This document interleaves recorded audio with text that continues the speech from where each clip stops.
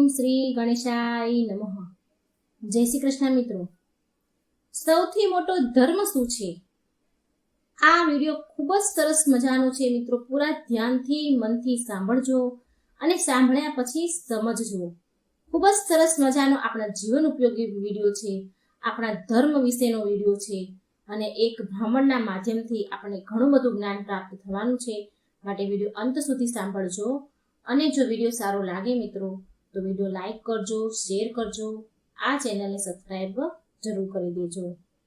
ઓમ નમો ભગવતે વાસુદેવાય. મિત્રો, ધર્મ પ્રત્યેની નિષ્ઠા જ વાસ્તવિક જીવન અને સુખનો માર્ગ છે. ધર્મનું પાલન કરવા વાળો વ્યક્તિ ભલે ગમે તે પરિસ્થિતિમાં કેમ ન હોય, એ ક્યારેય પરાજિત નથી થતો. ધર્મથી માત્ર ભૌતિક સફળતા, સુખ માત્ર નહીં પણ જીવનનું ઊંડાણ અને સત્યને પણ સમજે છે. ધર્મ વિના જીવન અધૂરું છે, પણ ધર્મની સાથે વ્યક્તિ બધી જ ચુનૌતી પાર કરી શકે છે. આજે આ વિડીયોમાં આપણે જાણીશું કે સૌથી મોટો ધર્મ શું છે.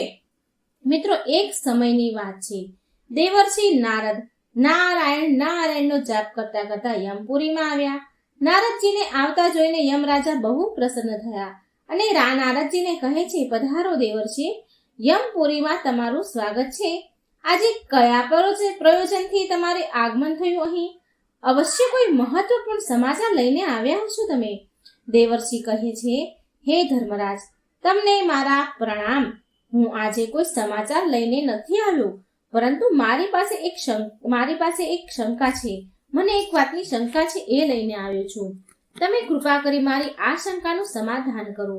યમરાજા બોલ્યા, હે દેવર્ષિ નારદ, તમારા મનમાં જે પણ શંકા છે તે નિસંકોચ થઈને પૂછો તમે.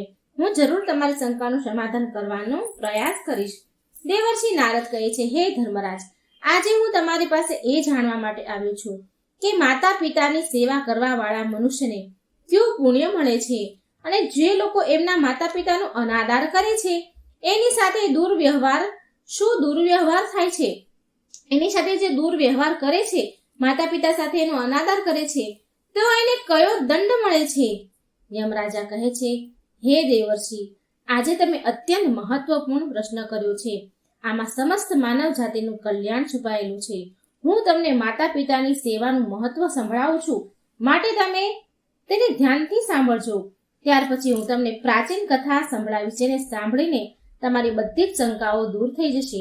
હે દેવર્ષિ, પિતા ધર્મ છે, પિતા સ્વર્ગ છે અને પિતા જ સર્વ ઉત્કૃષ્ટ તપસ્યા છે. પિતાના પ્રસન્ન થવાથી સંપૂર્ણ દેવતા પ્રસન્ન થાય છે. જે પુત્રની સેવાથી માતા પિતા સંતુષ્ટ રહે છે, એ પુત્રને રોજ ગંગા સ્નાનનું પુણ્ય ફળ મળે છે. હે દેવર્ષિ, માતા સર્વ તીર્થ સમાન છે, પિતા સંપૂર્ણ દેવતાઓનું સ્વરૂપ છે. માટે મનુષ્યને સદાય માતા પિતાનું પૂજન કરવું જોઈએ. જે પુત્ર માતા પિતાની સેવા કરે છે એના જે પુત્ર માતા પિતાની સેવા કરે છે એના દ્વારા પૃથ્વીની પરિક્રમા પૂરી થઈ જાય છે. માનો કે એ આખી પૃથ્વીની પરિક્રમા એને કરી લીધી. માતા પિતાને પ્રણામ કરતા સમયે જે મનુષ્યના હાથ, ગોઠણ અને મસ્તક પૃથ્વીને સ્પર્શ કરે છે એ અક્ષય સ્વર્ગને પ્રાપ્ત કરે છે. જ્યાં સુધી માતા પિતાના ચરણોની ધૂળ પુત્રના મસ્તક અને શરીરમાં લાગતી રહે છે, ત્યાં સુધી એ શુદ્ધ રહે છે. તેના સમસ્ત પાપ નષ્ટ થઈ જાય છે. આપણા માતા પિતાની સેવાથી સંતાનના કરોડો જન્મના પાપ નષ્ટ થઈ જાય છે. પરંતુ જે નીચ પુરુષ માતા પિતાની આજ્ઞાનું ઉલ્લંઘન કરે છે, એના પર અત્યાચાર કરે છે, એ પ્રલયના અંત સુધી નરકમાં નિવાસ કરે છે. જે પાપી પુત્ર એમના વૃદ્ધ, રોગી, આંધળા અને બહેરા માતા પિતાને ત્યાગી ચાલ્યો જાય છે, એનો ત્યાગ કરી દે છે, એને નરકમાં પાડવામાં આવે છે. માતા પિતાનું પાલન પોષણ કરવાથી સમસ્ત પુણ્યનો નાશ થાય છે. માતા પિતાનું પાલન પોષણ ન કરવાથી સમસ્ત પુણ્યનો નાશ થાય છે. એનો અનાદર કરવાથી, એમનું અપમાન કરવાથી સમસ્ત પુણ્ય નાશ પામે છે. માતા પિતાની સેવા ના કરીને જો પુત્ર તીર્થ અને દેવતાઓનું પણ પૂજન કરે છે ને, તો પણ એને એનું ફળ નથી મળતું. માતા પિતાના સેવાના સંદર્ભમાં એક પ્રાચીન ઇતિહાસ કહેવામાં આવે છે, જે હું મિત્રો તમને સંભળાવવા જઈ રહી છું. ધ્યાનથી સાંભળજો. જે પણ આ પ્રાચીન કથાને સાંભળે છે એના જન્મોના કોટી કોટી પાપ નષ્ટ થાય છે અને ધર્મરાજા કહે છે કે હું એના અનંત અપરાધ ક્ષમા કરું છું. માટે મિત્રો ધ્યાનથી કૃપા કરીને આ પૂરી કથા સાંભળજો. દેવર્ષિ નારદ કહે છે, હે ધર્મરાજ, હું આ કથાને પૂરી જરૂર સાંભળીશ. કૃપા કરી તમે મને કથા કહો. હવે યમરાજા નારદજીને એ મહાન કથા સંભળાવી રહ્યા છે કે હે દેવર્ષિ નારદ, પૂર્વકાળની વાત છે. મધ્ય દેશમાં એક અત્યંત શોભાયમાન નગરી હતી. નગરીમાં પુરુષોત્તમ દાસ નામનો એક પ્રસિદ્ધ બ્રાહ્મણ રહેતા હતા. તે એના માતા પિતાનો અનાદર કરીને એકલા છોડીને તેમને તીર્થ સ્નાન કરવા નીકળી જાય છે. તે બ્રાહ્મણમાં ચમત્કારી જ્ઞાન અને અદ્ભુત શક્તિ હતી. જ્યારે પણ એ તીર્થોમાં સ્નાન કરીને બહાર નીકળે ત્યારે તેના વસ્ત્ર આકાશમાં જ સુકાતા હતા અને અદ્ભુત શક્તિ પર એના મનમાં મોટો અહંકાર આવી ગયો હતો. જ્યારે પણ કોઈ પણ તીર્થમાં સ્નાન કરે તો એના આકાશમાં એના કપડા સ્થિર રહે, કોઈ પણ ટેકા દોરી વગર કપડા એના સ્થિર રહીને આકાશમાં સુકાય. આ વાતનો એને ઘમંડ થયો. એ સમજતો હતો કે મારા સમાન પુણ્યશાળી અને મહાન યશસ્વી બીજું કોઈ નથી. પછી એક દિવસ એવું બન્યું કે એ સ્નાન કરીને ઉપરની તરફ જઈને ચાલી રહ્યો હતો. સ્નાન કરીને બહાર નીકળ્યા અને ઉપરની તરફ જોઈને ચાલી રહ્યા હતા એ પુરુષોત્તમદાસ બ્રાહ્મણ. તેના વસ્ત્ર આકાશમાં સુકાઈ રહ્યા હતા. એટલામાં એક બગલાએ તેના મોઢા ઉપર ચરક પાડી. બગલો એના મોઢા ઉપર ચરકી ગયો. આ વાતથી એ પુરુષોત્તમદાસ બ્રાહ્મણને ખૂબ ક્રોધ આવ્યો અને પુરુષોત્તમદાસે એ બગલાને ભસ્મ થવાનો શ્રાપ આપ્યો. શ્રાપના પ્રભાવથી એ બગલો નીચે જમીન પર પડ્યો, ભસ્મ થઈ બળીને મરી ગયો. તે બગલાની મૃત્યુ થતાં જ પુરુષોત્તમદાસની અંદર અહંકારે પ્રવેશ કર્યો. એ બ્રાહ્મણને એની શક્તિ પર બહુ ઘમંડ થયો અને પછી એ જ પાપના કારણે બ્રાહ્મણના વસ્ત્ર જે આકાશમાં ઉડી રહ્યા હતા એ જમીન પર પડી ગયા અને હવે એના વસ્ત્ર આકાશમાં સ્થિર રહેતા ન હતા. એની શક્તિને એ ખોઈ બેસ્યો અને પુરુષોત્તમદાસને આ વાતનું ઘણું દુઃખ થયું અને એ શોક કરવા લાગ્યો. ત્યારે અચાનક આકાશમાં આકાશવાણી થઈ કે હે બ્રાહ્મણ દેવ, તું પરમ ધર્માત્મા મુખ ચંડાલ પાસે જા અને ત્યાં જવાથી તને તારા ધર્મનું જ્ઞાન થશે. એ ચાંડાલના વચન તારા માટે કલ્યાણકારી હશે. આકાશવાણી સાંભળી આ બ્રાહ્મણ ધર્માત્મા ચાંડાલના ઘર તરફ જવા નીકળી ગયા. જ્યારે એ ધર્માત્મા મુખ ચાંડાલના ઘરે પહોંચ્યા તો તેણે જોયું કે ચાંડાલ બધા જ પ્રકારથી એની માતા પિતાની સેવામાં વ્યસ્ત છે, લાગેલો છે. ઠંડીના દિવસો હતા એ સમયે તો એ ચાંડાલ તેના માતા પિતાના સ્નાન માટે ગરમ પાણી આપે, તેના શરીર પર તેલ લગાડે, માલિશ કરે. ગરમીના મોસમમાં તેના માતા પિતાને હવા નાખતો, પવન નાખતો. આ પ્રકારથી એ રોજ માતા પિતાની સેવા કરીને જ ભોજન કરે. આ પુણ્ય કર્મના કારણે એ ચાંડાલ ધર્માત્માનું ઘર આકાશમાં તરતું હતું. એ ઘરને કોઈ થાંભલાનો આધાર નહોતો, કોઈ ટેકો નહોતો. આકાશમાં હવામાં માનો એ ઉડતું હતું, માનો કે એ ઘર આકાશમાં ઉડી રહ્યું છે. સાક્ષાત ભગવાન વિષ્ણુ બ્રાહ્મણનો વેશ ધારણ કરીને એ ચાંડાલના ઘરમાં વિચરણ કરી રહ્યા હતા, જેનાથી એ ચાંડાલના ઘરની શોભા વધી રહી હતી. આ બધું વિચિત્ર પ્રકારનું દ્રશ્ય જોઈને એ પુરુષોત્તમદાસ બ્રાહ્મણને બહુ વિસ્મય થયો. એમણે એ ચાંડાલને કહ્યું કે હે ધર્માત્મા, ચાંડાલ તમે અહીં મારી પાસે આવો. મારે તમને ધર્મની વાતો પૂછવી છે, જેનો તમે મને સાચો ઉત્તર આપો. એ ચાંડાલ ધર્માત્મા બોલે છે, હે બ્રાહ્મણ દેવ, આ સમયે હું મારા માતા પિતાની સેવા કરી રહ્યો છું. તેમને છોડીને હું તમારી પાસે ન આવી શકું. મારા માટે મારા માતા પિતાથી વધારે બીજું કોઈ નથી. મારા માતા પિતા જ મારા ભગવાન છે. જો હું એની સેવા છોડીને ચાલ્યો જાઉં તો મને મહાપાપ લાગશે. માટે હું મારા માતા પિતાની સેવા કર્યા બાદ જ હું તમને મળી શકું છું. માટે કૃપા કરી તમે થોડી વાર દ્વાર પર ઊભા રહો, ત્યારે હું તમારો અતિથિ સત્કાર જરૂર કરીશ. એ ચાંડાલના આટલું જ કહેતા પુરુષોત્તમ બ્રાહ્મણ લાલ પીળો થવા લાગ્યો અને કહે છે કે હે ચાંડાલ, મારા જેવા બ્રાહ્મણની સેવા છોડીને બીજું શું મોટું હોઈ શકે? પછી એ ચાંડાલ બોલ્યા કે હે બ્રાહ્મણ દેવતા, તમે ક્રોધ કેમ કરી રહ્યા છો? હું કઈ એ બગલો નથી કે જેને તમે શ્રાપ આપીને ભસ્મ કરી દેશો. બગલા ઉપર તમારા શ્રાપનો પ્રભાવ થઈ શકે, પણ મારા ઉપર નહીં. હવે તો તમારા વસ્ત્ર ના તો આકાશમાં સુકાય છે કે ના સ્થિર રહે છે અને મને ખબર છે કે તમે આકાશવાણી સાંભળીને મારી પાસે આવ્યા છો, માટે હું ફરી કહું છું કે તમે થોડી વાર ઊભા રહો. હું તમારા પ્રશ્નનો ઉત્તર જરૂર આપીશ, નહીં તો તમે એ પતિવ્રતા સ્ત્રી પાસે જાઓ અને તે પતિવ્રતા સ્ત્રીના દર્શન કરવાથી તમારું કાર્ય સિદ્ધ થઈ જશે. યમરાજા કહે છે, દેવર્ષિ નારદ, ત્યાર પછી ભગવાન વિષ્ણુ બ્રાહ્મણનું જે રૂપ ધારણ કરીને ચાંડાલના ઘરમાં જે બેઠા હતા તેમણે બહાર આવી પુરુષોત્તમ બ્રાહ્મણને કહ્યું કે હે બ્રાહ્મણ, ચાલો હું તમને એ પતિવ્રતા દેવીના ઘરે લઈને જાઉં. પછી હું એ પુરુષોત્તમ બ્રાહ્મણને થોડી વાર સુધી વિચાર કર્યો અને હે બ્રાહ્મણ સાથે ચાલી નીકળ્યા. એ પુરુષોત્તમ દાસ બ્રાહ્મણ એ બ્રાહ્મણ વેશધારી ભગવાન હતા, એની સાથે ચાલી નીકળ્યા, જે સાક્ષાત ભગવાન વિષ્ણુ હતા. પતિવ્રતા સ્ત્રીના ઘરની તરફ જતા સમયે રસ્તામાં પુરુષોત્તમ બ્રાહ્મણે એ બ્રાહ્મણ રૂપી ભગવાનને પૂછ્યું કે હે બ્રાહ્મણ દેવ, તમે બ્રાહ્મણ હોવા છતાં પણ આ ચાંડાલના ઘરમાં શું કામ નિવાસ કરી રહ્યા છો? બ્રાહ્મણ રૂપી ભગવાન બોલ્યા, હે બ્રાહ્મણ, આ સમયે તમારું હૃદય શુદ્ધ નથી, તમારી અંદર ક્રોધ અને દ્વેષ છે. માટે પહેલા તમે એ પતિવ્રતા સ્ત્રીના દર્શન કરી લો, ત્યાર પછી તમે સારી રીતે જાણી શકશો કે હું કોણ છું. પુરુષોત્તમ બ્રાહ્મણે પૂછ્યું કે હે મહાત્મા, એ પતિવ્રતા સ્ત્રી કોણ છે? એનું શાસ્ત્ર જ્ઞાન કેટલું મોટું છે અને કયા કારણથી હું એની પાસે જઈ રહ્યો છું? કૃપા કરી તમે મને કહો. બ્રાહ્મણ રૂપી ભગવાન બોલ્યા, પુરુષોત્તમ નદીઓમાં ગંગાજી શ્રેષ્ઠ છે અને સ્ત્રીઓમાં પતિવ્રતા સ્ત્રી શ્રેષ્ઠ છે. જે પતિવ્રતા નારી રોજ તેના પતિ અને પરિવારમાં સેવારત રહે છે, તેના પરિવારનું માન વધારે છે. એ એના પિતાનું કુળ અને પતિના કુળ, આમ બંને પેઢીઓનો ઉદ્ધાર કરે છે. પછી પુરુષોત્તમ બ્રાહ્મણ એ પૂછે છે કે હે મહાત્મા, કઈ સ્ત્રી શ્રેષ્ઠ હોય છે? એ કૃપા કરી મને સારી રીતે સમજાવો. બ્રાહ્મણ રૂપી ભગવાન કહે છે કે હે બ્રાહ્મણ દેવ, જે સ્ત્રી પતિ, સંતાન અને એ ઘરના વડીલોને પ્રેમ કરે છે, જે ઘર કાર્યમાં નિપુણ છે અને ભોજન બનાવતા સમયે માતા સમાન આચરણ કરે છે અને જે વિપત્તિમાં એના પતિને ઉચિત સલાહ આપીને એક મંત્રીનું કામ કરે છે, એ સ્ત્રી શ્રેષ્ઠ માનવામાં આવે છે. જે સ્ત્રી તેના પતિ સિવાય ભાઈ, પિતા અને પુત્ર સમાન માને છે, એ સાચી પતિવ્રતા હોય છે. હે બ્રાહ્મણ, તમે હવે એ પતિવ્રતા પાસે જાઓ અને તમારો મનોરથ કહો. એ પતિવ્રતા સ્ત્રીનું નામ છે સુભાષી. એના હૃદયમાં દયા અને કરુણા છે. એ બહુ યશસ્વીની છે. એની પાસે તમે જે કંઈ તમારા હિતનું પૂછવું હોય તે પૂછજો.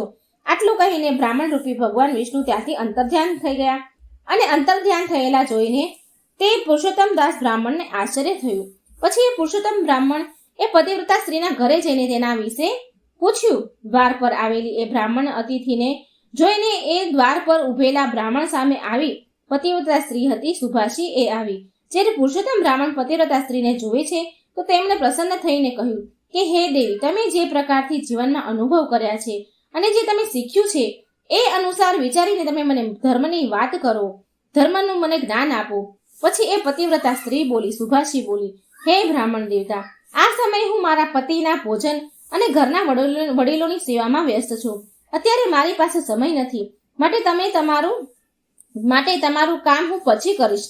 આ સમયે તમે મારું આતિથ્ય સ્વીકાર કરો. આ સાંભળી પુરુષોત્તમ બ્રાહ્મણ બહુ ક્રોધે ભરાયા અને કહે છે કે હે કલ્યાણી, આ સમયે હું ભૂખ અને તરસથી તડપી રહ્યો છું અને હું બહુ થાકેલું છું, માટે તમે અત્યારે જ મારું કામ કરો, નહીં તો હું તમને શ્રાપ આપીશ. ત્યારે એ પતિવ્રતા સ્ત્રી સુભાષી બોલી કે હે બ્રાહ્મણ દેવ, હું કંઈ એ બગલ્યો નથી જેને શ્રાપ આપીને તમે ભસ્મ કરી દેશો. અત્યારે મારી પાસે સમય નથી, માટે તમે અત્યારે ધર્મ તુલાધર પાસે જાઓ અને એની પાસેથી તમે તમારા હિત અને ધર્મની વાત પૂછો. અત્યારે હું તમને તમારા પ્રશ્નના ઉત્તર નહીં આપી શકું, મારી પાસે સમય નથી. આટલું કહીને એ ઘરની અંદર ચાલી ગઈ. ત્યારે અચાનક જ એ જગ્યા પર જે ભગવાન રૂપી બ્રાહ્મણ જે અદૃશ્ય થઈ ગયા હતા, તો એ સ્થાન પર તરત જ પાછા પ્રગટ થયા. તેને જોઈને એ પુરુષોત્તમ બ્રાહ્મણને આશ્ચર્યચકિત થઈ ગયા અને તેની પાસે જઈને કહ્યું કે હે મહાત્મા, તમે અચાનકથી ક્યાં અદૃશ્ય થઈ ગયા હતા? મારે એક વાત પૂછવી છે, તમે કૃપા કરી તમે મને એનો સાચો જવાબ આપો. પહેલા હું એ ચાંડાલ પાસે ગયો, એને મારા બગલાને શ્રાપ આપવાની વાત ખબર હતી અને હવે આ સ્ત્રીને પણ મારા દ્વારા દેવામાં આવેલા એ બગલાના શ્રાપને બાળીને ભસ્મ કરવાની વાત આને ખબર છે. આ બંને ઘટના વિશે આ લોકો કેવી રીતે જાણે? આમને કોણે અને ક્યારે બતાવ્યું? મેં બગલાને શ્રાપ આપ્યો? આ વાત વિચારીને મને મૂંઝવણ થઈ રહી છે. વિસ્મય થઈ રહ્યું છે. બ્રાહ્મણ રૂપી ભગવાન બોલ્યા, હે બ્રાહ્મણ મહાત્મા, લોકો અત્યંત પુણ્ય અને સદાચાર અને બળના કારણે બધું જાણી લે છે. હવે તમે મને કહો કે એ પતિવ્રતા સ્ત્રીએ તમને શું કહ્યું? પુરુષોત્તમ બ્રાહ્મણ બોલ્યા, હે મહાત્મા, એ પતિવ્રતા સ્ત્રીએ મને ધર્મ તુલાધરના પાસે જવાનો ઉપદેશ આપ્યો છે. હવે આ ધર્મ તુલાધર ક્યાં રહે છે? બ્રાહ્મણ રૂપી ભગવાન વિષ્ણુ બોલ્યા, હે બ્રાહ્મણ, ચાલો હું તમને ધર્મ તુલાધર પાસે લઈને જાઉં. આટલું કહીને બંને ચાલવા લાગ્યા. ત્યારે બ્રાહ્મણે પૂછ્યું કે હે વિપ્રવર, આ તુલાધર ક્યાં રહે છે? શ્રી ભગવાન બોલ્યા, જ્યાં મનુષ્યની ભીડ એકત્રિત થાય છે અને અનેક પ્રકારના દ્રવ્યો, વસ્તુઓ, ચીજ વસ્તુઓ વહેંચાય છે, એ બજારમાં તુલાધર નામનો વ્યક્તિ અનેક દ્રવ્યો અને વસ્તુઓને વહેંચે છે. એણે ક્યારેય મન, વાણી અને કર્મ દ્વારા કોઈનું ખરાબ નથી કર્યું. એ જીવનમાં ક્યારેય અસત્ય નથી બોલ્યો અને ના ક્યારેય દુષ્ટતા કરી છે. એ સદાય બીજાના સારા માટે કામ કરે છે. એ બધા જ જીવોમાં સમાન ભાવે રાખે છે. એના પ્રાણ જો દાવ પર લાગી જાય ને તો પણ એ ખોટું નથી બોલતો, માટે એ ધર્મ તુલાધર કહેવાય છે. પછી તે બંને ધર્મ તુલાધર પાસે ગયા. ભગવાન અને બ્રાહ્મણ બને. પુરુષોત્તમ બ્રાહ્મણે એ તુલાધરને જોયો, જે અનેક પ્રકારની વસ્તુઓને વેચી રહ્યો હતો અને એ બીજા લોકો સાથે વસ્તુઓની સંબંધ વાતો કરી રહ્યો હતો. બહુ બધા સ્ત્રી અને પુરુષો આજુબાજુથી તેને ઘેરીને ઊભા હતા. આ પુરુષોત્તમ બ્રાહ્મણને જોઈ ત્યાં ઊભેલા જોઈને તે તુલાધરે મધુર વાણીમાં પૂછ્યું, હે બ્રાહ્મણ દેવ, તમારું આજે અહીં કેમ આગમન થયું છે? કૃપા કરી કહો. પુરુષોત્તમ બ્રાહ્મણ બોલ્યા, હે તુલાધર, મારે તમારી પાસેથી ધર્મનો ઉપદેશ સાંભળવો છે, માટે ધર્મનો ઉપદેશ સાંભળવા હું આવ્યો છું. તમારી પાસે હું આવ્યો છું. હે તુલાધર બોલે છે કે હે વિપ્રવર, જ્યાં સુધી મારી પાસે આ લોકો ગ્રાહકો રહેશે, ત્યાં સુધી હું તમારી પાસે નહીં આવી શકું. જ્યાં સુધી હું આમાંથી પરવારી ન જાઉં, ત્યાં સુધી હું તમારી પાસે તમારા પ્રશ્નનો ઉત્તર નહીં આપી શકું. ધર્મ તુલાધર કહે છે કે મારી પાસે અત્યારે સમય નથી. તમને અનુરોધ છે કે તમે ધર્માકર પાસે જાઓ અને એ જ તમને સમજાવશે કે તમારા દ્વારા જે બગલાનો શ્રાપ આપવામાં આવ્યો હતો એનાથી તમને કયો દોષ લાગ્યો છે અને કયા કારણથી તમારી ધોતી, કપડાં આકાશમાં નથી સુકાતા. આ બધા જ પ્રશ્નોનો ઉત્તર તમને એ જ ધર્માકર દઈ શકશે. તમે એની પાસે જાઓ, એના ઉપદેશથી તમારી કામના સફળ થશે. આટલું કહીને એ તુલાધર વસ્તુઓ વહેંચવામાં પાછો લાગી ગયો. પછી એ પુરુષોત્તમ બ્રાહ્મણે બ્રાહ્મણ રૂપધારી ભગવાન વિષ્ણુને પૂછ્યું કે હે વિપ્રવર, આ તુલાધરને પણ મારા વિશે બધી જ ખબર છે. હવે એણે મને ધર્મકર પાસે જવાનો ઉદ્દેશ આપ્યો છે, માટે હવે હું એ ધર્માકર પાસે જઉં. પણ મને એ ધર્માકરનું ઘર ખબર નથી કે ક્યાં છે. બ્રાહ્મણ રૂપધારી ભગવાન વિષ્ણુએ કહ્યું કે હે બ્રાહ્મણ, ચાલો હું તમને એ ધર્માકરના ઘર તરફ લઈને જાઉં. પછી એ બંને ધર્માકરના ઘર તરફ જવા લાગ્યા. ત્યારે એ પુરુષોત્તમ બ્રાહ્મણે ભગવાન વિષ્ણુને પૂછ્યું કે હે વિપ્રવર, આ તુલાધર તો દેવતાઓની પૂજા પણ નથી કરતો, પિતરોનું તર્પણ પણ નથી કરતો, છતાં પણ એને મારા વિશે કેમ ખબર છે કે મેં બગલાને શ્રાપ આપ્યો હતો અને એ બળીને ભસ્મ થઈ ગયો હતો? આ વાત તુલાધરને કેવી રીતે જાણ થઈ? મને બહુ વિસ્મય થાય છે, આશ્ચર્ય થઈ રહ્યું છે. કૃપા કરી મને આ વાતનું કારણ કહો, આ બધાનું કારણ કહો. બ્રાહ્મણ રૂપધારી ભગવાન વિષ્ણુ બોલ્યા, હે બ્રાહ્મણ, એ તુલાધરે સત્તાથી ત્રણેય લોકને જીતી લીધું છે. એ સદાય સત્ય સાથે ઊભો રહે છે, ક્યારેય કોઈ બીજા સાથે વિશ્વાસઘાત નથી કરતો. આ સત્યના કારણે સમસ્ત દેવતા, પિતૃઓ અને આર્ષગણ એનાથી સંતુષ્ટ રહે છે. એ તુલાધર આ ગુણોના કારણે ભૂતકાળ, ભવિષ્ય વાત જાણે છે. સત્યથી મોટો કોઈ ધર્મ નથી અને જૂઠાથી મોટો કોઈ ખોટો કોઈ પાપ નથી. જે પુરુષ પાપ રહિત છે, જેનું ચિત્ત પોતાના પારકા, મિત્ર, શત્રુ બધા સાથે સમાન છે, એ કોઈની સાથે ભેદભાવ નથી કરતો, તેના બધા જ પાપોનો નાશ થાય છે. જે બધા સમાન વ્યવહાર કરે છે, બધાઓ સાથે સમાન વ્યવહાર કરે છે, તેની અંદર ભગવાનનો વાસ થાય છે. આવી રીતે સત્યના માર્ગ પર ચાલીને બધા જ સાથે સમાન રૂપે વર્તે છે. જે પોતાનું પારખું નથી કરતા, એ અનેક પેઢીઓના ઉદ્ધાર કરે છે. જેની અંદર સત્ય હોય છે, એનો સ્વભાવ સરળ હોય છે, જે ક્યારેય ભેદભાવ નથી કરતા, એ સાક્ષાત ધર્મનું સ્વરૂપ હોય છે. આ કારણથી તુલાધર તારા વિશે જાણે છે. પછી એ પુરુષોત્તમ બ્રાહ્મણ કહે છે કે હે મહાત્મા, તમારી કૃપાથી મને તુલાધરના સર્વજ્ઞ થવાનું કારણ ખબર પડી ગયું. હવે મને કહો કે આ ધર્માકર વિશે કહો કે એ કોણ છે અને કયા કારણથી એ પ્રસિદ્ધ છે. બ્રાહ્મણ રૂપી ભગવાન વિષ્ણુ બોલ્યા કે હે બ્રાહ્મણ, તમને હું ધર્માકરનો ઇતિહાસ સંભળાવું છું, એને ધ્યાનથી સાંભળજો. આ પૂર્વકાળની વાત છે. એક રાજાની પુત્રી હતી, એ બહુ સુંદર હતી. એક રાજકુમાર તે રાજકુમારીને તેના પ્રાણો કરતા પણ વધારે પ્રેમ કરતો હતો. એ રાજકુમારે એ રાજાની પુત્રી સાથે લગ્ન કર્યા.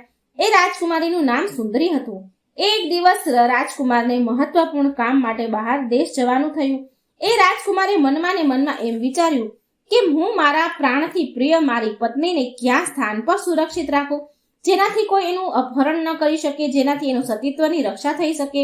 આ વિષય પર રાજકુમારે બહુ વાર વિચાર કર્યો અને એણે પછી માત્ર ધર્માકર જ મારી પત્નીના સતીત્વની રક્ષા કરી શકે છે એમ કરીને રાજકુમાર તેની રૂપવાન પત્નીને લઈને ધર્માકરના ઘરે ગયો અને તેને ધર્માકર સામે જ એની પત્નીની રક્ષા કરવાનો પ્રસ્તાવ રાખ્યો. રાજકુમારની વાત સાંભળીને ધર્માકરને બહુ આશ્ચર્ય થયું અને એ કહે છે કે હે રાજકુમાર, ના તો હું તમારો પિતા છું, ના હું તમારો બાંધવ છું અને ના તો તમારા પત્નીના પિતાના કુળનો છું. તો પછી તમે તમારી પત્નીને મારા ઘરે કેમ રાખવા માંગો છો? તમારી પત્નીને મારી ઘરે રાખીને તમે કેવી રીતે નિશ્ચિત થઈ શકો છો? પછી રાજકુમાર કહે છે કે હે મહાત્મા, હું જાણું છું કે તમારે સમાન ધર્માત્મા જીતેન્દ્રિય પુરુષ આ સંસારમાં બીજો કોઈ નથી. પછી એ પુરુષોત્તમ બ્રાહ્મણ રૂપી ભગવાન વિષ્ણુને કહે છે કે મને મારા બધા જ પ્રશ્નના ઉત્તર મળી ગયા છે, બધા જ જવાબ મળી ગયા છે. તમારી સાથે વાત કરતા કરતા મારા બધા જ સંદેહ દૂર થઈ ગયા છે. તમે અવશ્ય કોઈ દિવ્ય પુરુષ છો. મારે હવે ધર્માકર પાસે જવાની જરૂર નથી. તમારો બહુ બહુ ધન્યવાદ હે મહાત્મા.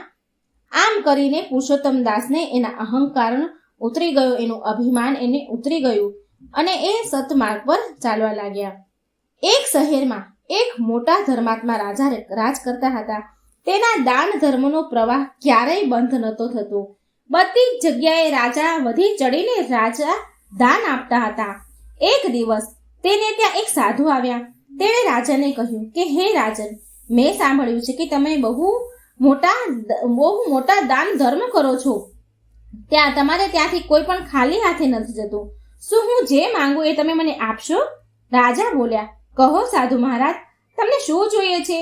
તો એ સાધુ બોલ્યા કે તમે કાં તો 12 વર્ષ માટે તમારું રાજપાટ મને આપી દો અથવા તો તમારો ધર્મ મને આપી દો. આ બેમાંથી એક વસ્તુ મને આપો. સાધુની વાત સાંભળી પહેલા તો રાજા ચિંતામાં પડી ગયા. પછી તેણે સમજી વિચારીને કહ્યું કે મહારાજ, મેં રાજપાટ બધું જ તમને આપ્યું. સાંભળો, તમે આ રાજપાટને આટલું સંભાળો, તમારે આ રાજપાટને. આટલું કહીને તે દાનવીર રાજા કઈ કહ્યા વગર જ બધું છોડીને બિલકુલ એકલા ચાલ્યા નીકળ્યા.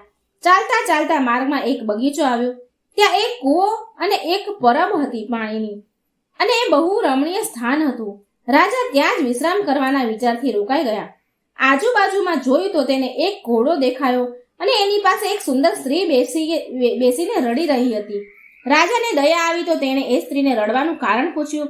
તો સ્ત્રી બોલી, મહારાજ, હું એક રાજકુમારી છું. મારા પિતા અને ભાઈને શત્રુઓએ મારી નાખ્યા છે. હું જેમ તેમ કરીને જીવ બચાવીને અહીં આવી છું. હવે તમે જ મારા માટે દેવતા દ્વારા મોકલેલા મારા આશ્રય દાતા છો, માટે મને શરણ આપો. રાજાએ કહ્યું, ઠીક છે, ઘોડા ઉપર બેસી જાઓ અને મારી સાથે સાથે ચાલો. રાજકુમારી બોલી, નહીં નહીં મહારાજ, તમે જ ઘોડા ઉપર બેસો. તમારી સાથે મારું ઘોડા પર બેસવું ઠીક નથી. રાજા ઘોડા ઉપર સવાર થઈ ગયા. ચાલતા ચાલતા બંને બીજા રાજ્યના નગરમાં પહોંચી ગયા. તે રાજકુમારી બોલી કે તમે શહેરમાં જઈને કોઈ સારું મકાન ભાડેથી લઈ લો, ત્યાં સુધી હું અહીં જ બેઠી છું. તો એ દાનવીર રાજા બોલે છે કે મારી પાસે તો એક અડધી મહોર પણ નથી, તો મકાન લેવાની વાત હું કયા મોઢે કરું? તો તે રાજકુમારી સ્ત્રી બોલી કે જો રૂપિયા પૈસાની જરૂરત હોય તો મારી પાસેથી લઈ જાઓ. એટલે એણે 10 મહોર નીકાળીને રાજાને આપી. રાજા પણ મકાન વ્યવસ્થા કરી આવ્યા અને રાજકુમારીને લઈને એ મકાનમાં ગયા અને રાજકુમારીને મકાનમાં છોડીને બહારથી ઘોડા અને એ સ્ત્રી માટે ભોજન સામગ્રી લઈ આવ્યા. રાજકુમારીએ ભોજન તૈયાર કર્યું અને રાજાને ભોજન કરવા માટે કહ્યું. તો રાજાએ કહ્યું, તમે પણ ભોજન કરો. તો રાજકુમારી બોલી, મહારાજ, પહેલા તમે ભોજન કરો. તમે ખાશો પછી હું ખાઈ લઈશ. રાજાએ ભોજન કર્યું. પછી રાજકુમારીએ પણ ભોજન કર્યું. બીજા દિવસે રાજકુમારી બોલી કે રાજા હે રાજન, તમને કામ કરવામાં બહુ કષ્ટ પડી રહ્યો છે, તમે એક નોકર રાખી લો. રાજા બોલ્યા, મારી પાસે તો થોડું પણ ધન નથી, તો હું કેવી રીતે નોકર રાખું? મારી પાસે થોડું પણ ધન નથી. તમે મારી સાથે રાજાઓ જેવી વાત કરી રહ્યા છો? રાજકુમારી બોલી, રાજન, તમે આ મૂંઝવણમાં ન પડો. જો હું એક સ્ત્રી ન હોત ને તો સ્વયં આ કામો કરી લેત, તમને કહેવા પણ ન આવત. પૈસાની જ્યારે પણ જરૂર પડે ત્યારે તમે નિસંકોચ થઈને મારી પાસેથી માંગી લો. રાજા બોલે છે. દાનવીર રાજા કહે છે. દાનવીર રાજા એક નોકરને લઈ આવ્યા. આમ ને આમ સમય વીત્યો. થોડા સમય બાદ તે રાજકુમારી બોલી કે, હે રાજન, મનને સમજાવવા, મનને બહેલાવવા માટે અહીંના રાજાની કચેરીમાં જાઓ, ત્યાં જયા કરો, ત્યાંની અમુક વાતો સાંભળ્યા કરો. હવે રોજ રોજ કચેરીમાં રાજા જવા લાગ્યા. ત્યાંના રાજાને એમ કે મારા કોઈ મંત્રીના સંબંધી હશે, અને આ રાજા પછી આમ વિચારીને રાજા કોઈને પૂછતા નથી. અને આ બાજુ મંત્રીઓને એમ કે પહેરાવ, એમનો દેખાવ રાજા જેવો હતો, રાજઘરાના હોય એ ટાઈપનો હતો, તો એ પણ કંઈ બોલતા નહીં. મંત્રીઓ પણ કંઈ ન બોલે અને ના ત્યાંના રાજા કંઈ બોલે. થોડા દિવસ આમ જ ચાલ્યું. એક દિવસ રાજા અને તેના મંત્રી બધા વચ્ચે આપસમાં આ રાજા વિશે વાતચીત થઈ, તો કોઈના સંબંધી હતા નહીં રાજા. તો બીજા દિવસે ત્યારે એ દાનવીર રાજા કચેરીમાં આવ્યા તો એમનો પરિચય માંગ્યો બધાએ. એ રાજાએ માંગ્યો, બધી જ વાત કહી દીધી. આ દાનવીર રાજાએ બધી જ વાત કહી. તેના ધર્મ પ્રત્યેની નીતિ, પ્રેમ, નિષ્ઠા જોઈને ત્યાંના જે નગરના રાજા હતા એણે એનું સ્વાગત કર્યું અને એનો મુંગટ તેના માથા ઉપર મૂકી અને તેની પાઘડી પોતાના માથા ઉપર પહેરી લીધી. તેને સિંહાસન પર બેસાડ્યા અને મિત્રતાની પ્રતિજ્ઞા લીધી. બીજા દિવસે તેમને ફરી કચેરીમાં આવવાનું નિમંત્રણ આપ્યું. રાજાએ આ બધી જ ઘટના તે રાજકુમારીને કહી. દાનવીર રાજાએ ઘરે આવીને આ બધી જ ઘટના રાજકુમારીને કહી. એ રાજકુમારી બોલી કે ઠીક છે, તમે રાજાના બધા પરિવાર સહિત અને શહેરને આમંત્રણ આપી આવો અને ભોજન માટે બધાને કહેતા આવો. આ સાંભળીને આ દાનવીર રાજા અચકાયા, પણ રાજકુમારીનો પ્રભાવ અને આગ્રહ જોઈને તેની વાત માની ગયા. અને બીજા દિવસે જ્યારે કચેરીમાં ગયા તો દાનવીર રાજાએ બધા જ મંત્રીઓ પરિષદ સહિત પૂરા નગરને આગલા દિવસે સવારે ભોજન માટે આમંત્રણ આપ્યું, રાજા સહિત બધાને. અને એ નગરના રાજા તો હેરાન થઈને બોલ્યા કે તમે શું ભાંગ પી લીધી છે કે શું? ભોજન અને પૂરા નગર સહિત આટલી બધી વ્યવસ્થા કેવી રીતે કરશો? રાજા બોલ્યા. ત્યાંના નગરના રાજા બોલ્યા, ઠીક છે, જાઓ, તમે જેમ કરવું હોય તેમ તમારી ઈચ્છા. આખી તમે મારા મિત્ર જો છો. સાંજે એ નગરના રાજાએ તેના સૈનિકોને મોકલીને જાણ કરાવવા કહ્યું કે જઈને જુઓ કે કાલ સવારેના ભોજન માટે શું વ્યવસ્થા થઈ રહી છે. તો સિપાહીઓ તે તપાસ કરવા માટે ગયા તો ત્યાં કંઈ જ હતું નહીં. એટલે એ જેવું જોઈને આયા એવું બધું રાજાને કહ્યું. રાજા બોલ્યા કે લાગે છે કે પાક્કું એ રાજાએ ભાંગ પી લીધી હશે અને આમંત્રણ આપી દીધું છે. હવે આ તરફ આ દાનવીર રાજાને ચેન ન પડ્યું. એમણે રાજકુમારીને કહ્યું કે તમે શું કર્યું અને આ જાણે અજાણે બધાને શહેરમાં આમંત્રણ આપી દીધું ખાવા પીવાનું. આ શહેરના રાજા શું કહેશે? મને શું કહેશે? એટલે એ રાજકુમારી બોલે છે કે મહારાજ, જો તમે ચિંતા ન કરો, જો તમને ધૈર્ય ન હોય તો એ બગીચામાં જઈને જોઈ આવો જ્યાં તમે મને મળ્યા હતા, તમે મને લઈને આવ્યા હતા. રાજાએ ઘોડા ઉપર ચડીને જ્યારે ત્યાં જઈને જોયું તો ત્યાં સંપૂર્ણ બધા જ દેવવર્ગ, દેવતાઓ કાર્યમાં તત્પર હતા. અનંત દિવ્ય ઐશ્વર્ય ભર્યું હતું. દાનવીર રાજાના આશ્ચર્યનું કોઈ ઠેકાણું ન હતું. પ્રાતઃકાળ સવારે રાજા સહિત સંપૂર્ણ નગર ભોજન માટે આવ્યા. આ આશ્ચર્ય જોઈને બધા જ લોકો આશ્ચર્યમાં ડૂબી ગયા, સાથે નગરના રાજા પણ. નગરના રાજાએ બધી જ વ્યવસ્થા અને ભોજન માટે બહુ પ્રશંસા કરી. ભોજન બાદ બધો જ દેવવર્ગ ત્યાંથી અંતર્ધ્યાન થઈ ગયો. હવે રાજકુમારી સ્ત્રી બોલી કે રાજન, એ દાનવીર રાજાને કહે છે કે હે રાજન, તમે જે સાધુને તમારું રાજપાટ આપ્યું હતું એ સાધુને કેટલા દિવસો માટે રાજ્ય આપ્યું હતું? જરા કાગળ તો જુઓ. રાજાએ જોયું તો 12 વર્ષનો સમય પૂરો થઈ ગયો હતો. તે રાજકુમારી સ્ત્રી બોલી કે હવે તમે પણ તમારા રાજ્યમાં જાઓ અને તમારું રાજપાટ સંભાળો. રાજા બોલ્યા કે હે દેવી, તમને છોડીને તો હું એક પગલું પણ નહીં જાઉં. તે રાજકુમારી સ્ત્રી બોલી, હે રાજન, તમે મને શું સમજી રહ્યા છો? હું તમારી સ્ત્રી નથી, તમારો ધર્મ છું. જ્યારે તમે મને નથી છોડી તો મેં પણ તમને નથી છોડ્યા અને તમારી સ્ત્રી બનીને તમારી સાથે રહી અને તમને કોઈ પણ પ્રકારનું દુઃખ નથી થવા દીધું. તો મિત્રો, ધર્મ પ્રત્યે નિષ્ઠા જ જીવનની વાસ્તવિક સફળતા અને સુખનો માર્ગ છે. ધર્મનું પાલન કરવા વાળો વ્યક્તિ ભલે ગમે તે પરિસ્થિતિમાં હોય તે ક્યારેય પરાજિત નથી થતો. ધર્મ આપણને નથી છોડતો, આપણને દુઃખી નથી થવા દેતો. મિત્રો, આ દુનિયામાં કોઈ આપણા હાથમાંથી છીનવીને લઈ જાય છે, પણ આપણા નસીબમાંથી છીનવી નથી શકતું. જૂના જમાનાની વાત છે. એક હતા રાજા, અને એ રાજગુરુ બહુ ઓછા સમય માટે ત્યાં આવતા હતા. એક રાજાના દરબારમાં એક રાજગુરુ હતા, અને એ રાજગુરુ બહુ ઓછા સમય માટે ત્યાં આવતા હતા, કેમ કે એમની એક શાળા હતી નદીના કિનારા ઉપર. એ શાળામાં ગામના છોકરાઓને એ ભણાવતા હતા. વધારે સમય ત્યાં શાળામાં વિતાવતા માટે રાજ દરબારમાં ઓછા આવતા હતા. એક દિવસ એ ગુરુજી રાજ દરબારમાં આવ્યા, અને રાજા ત્યારે બહુ ચિંતામાં હતા. તો ગુરુજી બોલ્યા કે શું વાત છે રાજન, તમે ચિંતામાં કેમ છો? તો એ રાજા કહે છે કે હવે મારી દીકરી વિવાહ યોગ્ય થઈ ચૂકી છે, અને તેના માટે ઉચિત વર નથી મળી રહ્યો, તો શું કરવામાં આવે? તો એ ગુરુજી બોલ્યા, લાવો હું એની કુંડળી જોઈ લઉં. કુંડળી જોઈ તો ગુરુ આશ્ચર્ય પામ્યા. વિલક્ષણ પ્રતિભાની ધની હતી એ સ્ત્રી, એ કન્યા, અને એનું ભાગ્ય બહુ ઉજ્જવળ દેખાઈ રહ્યું હતું. ગુરુજીએ કુંડળીમાં જોઈ લીધું હતું કે આના લગ્ન જેની સાથે થશે તે જો સમ્રાટ હશે ને તો ચક્રવર્તી સમ્રાટ બની જશે. જ્યાં જશે એ કુળને આગળ વધારશે, તેની ઉન્નતિ ઉપર ઉન્નતિ થશે, ઉન્નતિ પથરાશે, તેનું ભાગ્ય ચમકી જશે. એને જેવું જ ગુરુજીએ આ જોયું આ બધું, તો ગુરુજીના મગજ પર બુરાઈ આવી ગઈ. એની નીતિ ખરાબ થઈ ગઈ, એની નિયતિ બગડી. તેમને લાગ્યું કે જો આવું સરસ ભાગ્યશાળી કન્યા મને મળે, મારા લગ્ન થઈ જાય, તો આ રાજકુમારી સાથે મારા લગ્ન થાય તો હું જ એની સાથે લગ્ન કરી લઉં. મારું ભાગ્ય બદલી જશે, હું મહારાજ બની જઈશ. તો ગુરુજીના મનમાં વિકાર ઉદ્ભવ્યો, ખોટ આવી, અને ગુરુજીએ એક રમત રમી, ચાલ્યા. ગુરુજી રાજાને કહે છે, રાજન, તમારી પુત્રી વિલક્ષણ પ્રતિભાશાળી છે, જે કુળમાં જશે તેનું ભાગ્ય ઉદય થઈ જશે. પણ જો તમે આના સીધા વિવાહ કરાવી દેશો તો એક અડચણ છે કે આ કુળનો નાશ પણ કરી શકે, તે કુળ સમાપ્ત થઈ જશે, અને તમારો પરિવાર પણ ખતમ થઈ જશે. આવું આની કુંડળીમાં લખ્યું છે. રાજા તો આ સાંભળીને ચિંતામાં પડી ગયા. કહે છે કે ગુરુજી, શું કરવું જોઈએ મારે? મને સલાહ આપો. તો ગુરુજી બોલ્યા કે એક બહુ સરળ ઉપાય છે. તમે એક મોટો બક્સો એટલે કે બહુ મોટી પેટીમાં તમારી કન્યાને બેસાડી દો, અને હીરા મોતીના આભૂષણ એમાં મૂકી દો, જેથી આને જીવનમાં આગળ તકલીફ ન પડે. અને એ મોટી પેટીને નદીની ધારામાં પ્રવાહિત કરી દો. સ્વેચ્છાથી જ્યાં આ પેટી જશે, જેની પાસે પહોંચશે, એના લગ્ન તમારી દીકરી સાથે થશે, અને આ કન્યા એના જીવનમાં અજવાળું કરશે. જ્યાં જશે ત્યાં બહુ ભાગ્યવાન, બધું સારું થશે. ભલે તે સામાન્ય વ્યક્તિ કેમ ન હોય, તો તે રાજા મહારાજા બની જશે. એવું એનું ઉજ્જવળ ભાગ્ય છે. તમે ચિંતા ન કરો, મારી વાતનો વિશ્વાસ કરો. ગુરુજીની ચાલમાં રાજા તો ફસાઈ ગયા. રાજા બોલ્યા, ઠીક છે, તમે જેમ કહો એમ હું કરીશ, હું માની લઉં છું. રાજાએ એની વાત માની લીધી. એક મોટી પેટી સંદૂક લીધી, બહુ મોટી સંદૂક.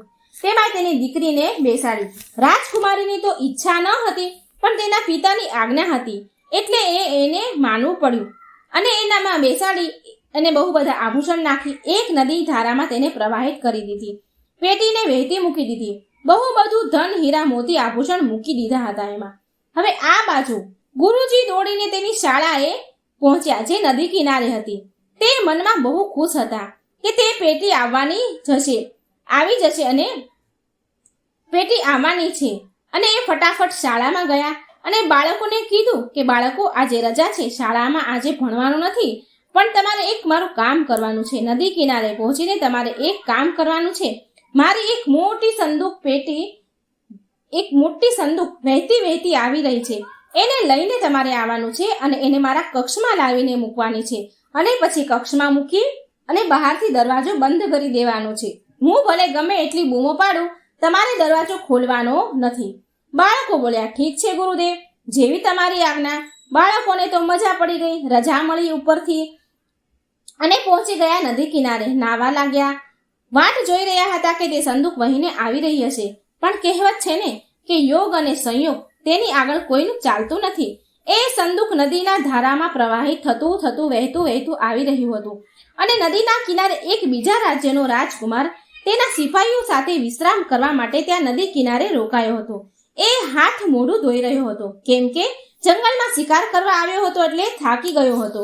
તો એણે જોયું કે એક મોટી સંદૂક વહેતી વહેતી નદીમાં આવી રહી છે. એણે એના સિપાહીઓને કહ્યું કે જઈને જુઓ કે સંદૂકમાં શું છે. સૈનિકો નદીમાંથી એ સંદૂક લઈને આવ્યા, ઉઠાવીને લાવ્યા અને ખોલીને જોયું તો તેમાંથી એક સુંદર કન્યા નીકળી.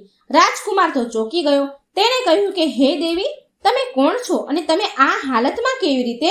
તો તે રાજકુમારીએ એનો પરિચય આપ્યો અને બધી વાત કહી કે આમ બન્યું હતું. પિતાજી એક ગુરુના કહેવાથી મને નદીમાં વહાવી દીધી. રાજકુમાર બોલ્યા કે હવે શું કરવાનું છે તમારે, મને કહો.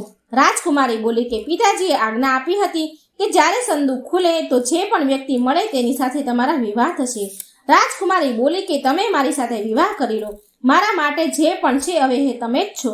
રાજકુમારે તે આભૂષણ હતા જે સંદૂકમાં, એમાંથી એક હીરાની અંગૂઠી લીધી અને રાજકુમારીને પહેરાવી દીધી. સૈનિકોએ તાળીઓ પાડી અને વિવાહ થઈ ગયા.